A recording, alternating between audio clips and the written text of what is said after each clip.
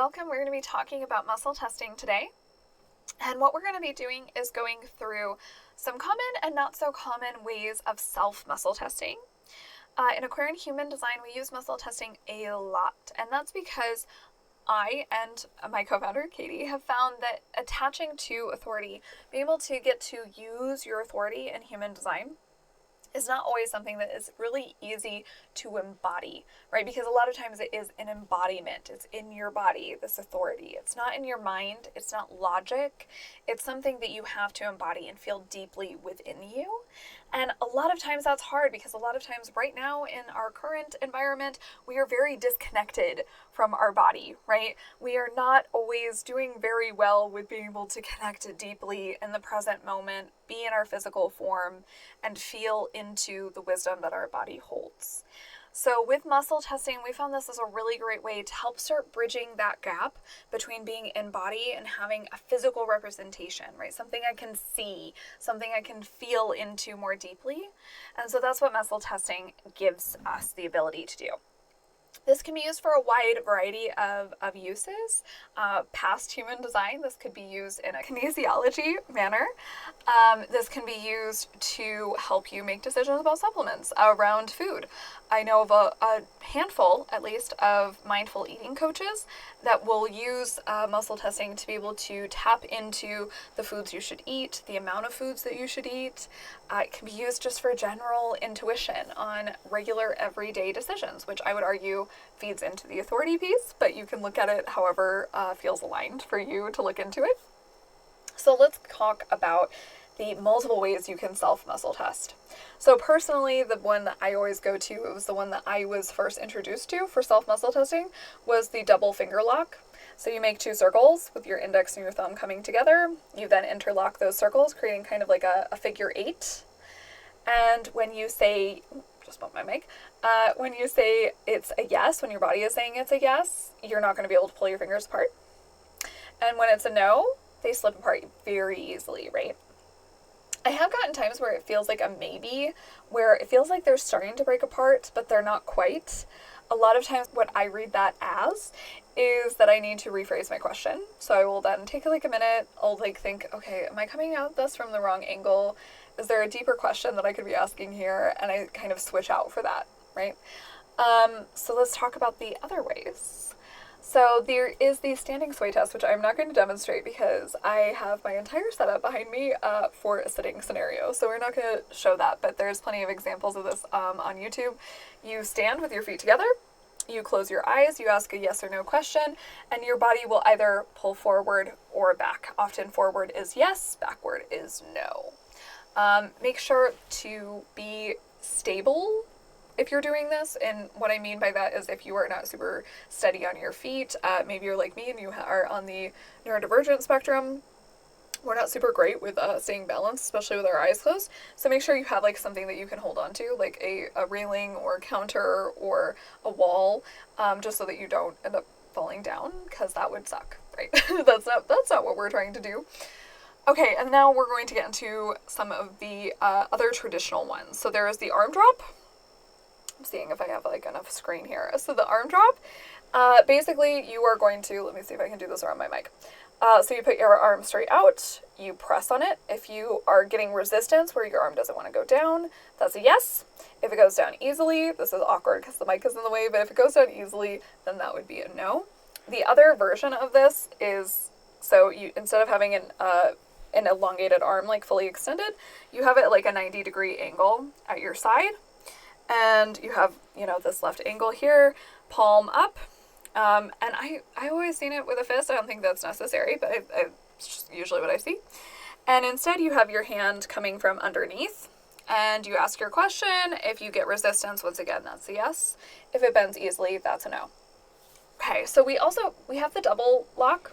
There is also, this one's always, I am evidently a child, maybe it's just the millennial in me, but this one I'm like, I would not do this in public, but it is a single lock, a single circle, and then a finger coming through to either break, I have an injury on that finger, to either break the circle or stay strong.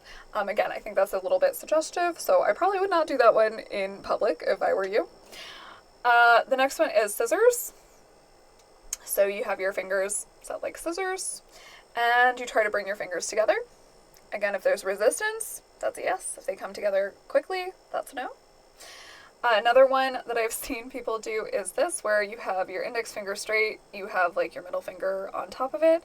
Again, if you feel resistance, you can't bend, yes. And if it curls, if you allow it, if it allows you to curl it, then that's a no. That one with my joints, because I am hypermobile, would be a no-go for me as well. But again, experiment with what works for you and what doesn't work for you. So we're going to get into some of the more subtle ones now. So there's a chest expansion. So I'm going to move my mic a little bit further out. There's a chest expansion one where I see a lot of times people will have their hands kind of like at their solar plexus chakra, or their, like a center right at their chest. And then they ask a question. And it's very subtle. It's a feeling of whether your chest expands out or if it doesn't, right? So generally you're going to see if it expands or if it contracts. So basically your body is going to kind of contract in itself as a no. If it's a yes, you can feel your chest kind of opening up. Again, these are the more subtle ones. And it is something where sometimes people are better with the subtle ones than the overt ones. I have seen that happen. So again, it's all an experiment, all a test for yourself. A similar version of this would be the breathing test. So literally, do you feel like you can breathe deep with this as a yes, or do you feel like your breathing is more shallow? There's also the temperature test. Do I feel like a subtle shift toward warm? Do I feel a subtle shift toward cold? And then I'm going to bring this back together. The energy field test. So this is, if you've done any energy healing work, if you bring your hands together, you should feel this, I'm trying to think of it's kind of like a squish. It's kind of like electric feeling, like a little bit of a tingling. And with this one, you hold your hands close together, you feel that, and then when you ask your question, do they feel drawn together or do they feel pushed apart? So if they were feeling drawn, I would say that's a yes. If they're feeling pushed apart, then I would say that is a no. Again, experiment with these. Hand clasp, last of the finger ones. So you interlink your hands like this. Ask your questions, try to pull them apart. If they don't pull apart, that's a yes. If they do pull apart, that is a no. And lastly, actually we have two more. Finger slide or sticky smooth is often what this is called. You bring together two fingers, whether you want it to be your index and thumb, middle finger, thumb, whatever feels comfortable to you. And you're going to ask your question and you're going to rub your fingers against each other, just like this. Just rub them against each other. And there should be a smooth feeling and a sticky feeling where they don't feel like they move quick as easily, right? So if they feel very smooth generally means yes. Sticky generally means no. It's a resistance, so that's no. Now, typically when I've tested this on myself, I feel the opposite. Like, am I wearing pink? Am I wearing purple? Okay, now it's actually doing it the way I would. So test it for yourself. Is my point here is if that feels opposite to you, like do a little bit of playing around with it before doing one of our inductions and see like maybe you're opposite. Like a lot of times I do feel like sometimes we go like opposing, right? Like the finger lock, a lot of times people have said that they'll have the fingers that break apart is their dominant hand, other times it's vice versa. Just feel into it. It's not always the same for everybody, so understand that it might not be the same for you. And those are the main ways that I know of personally to do muscle testing. If you have another way of doing muscle testing that works great for you, please feel free to drop it in the comments below. I would love to know how you guys are muscle testing and how you're doing self-muscle testing. And we are doing inductions for all of the above.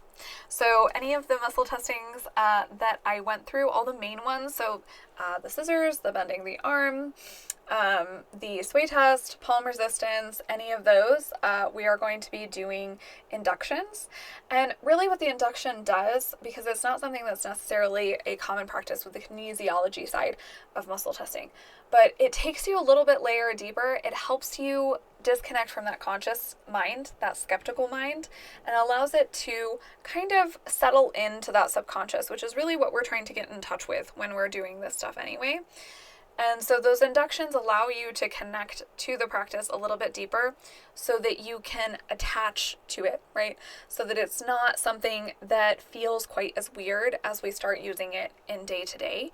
And it just takes it a level deeper. And I know for me, when I first started using muscle testing, that induction really helped me feel like it took root, if that makes sense, instead of just like, oh, this is like some weird practice and I guess like I just have to trust this, right? Like it gives your mind a reason that this is working, I think is really part of it. So let me know in the comments down below if you have a different type of muscle testing, and we will be back soon with more information about human design and muscle testing. Bye!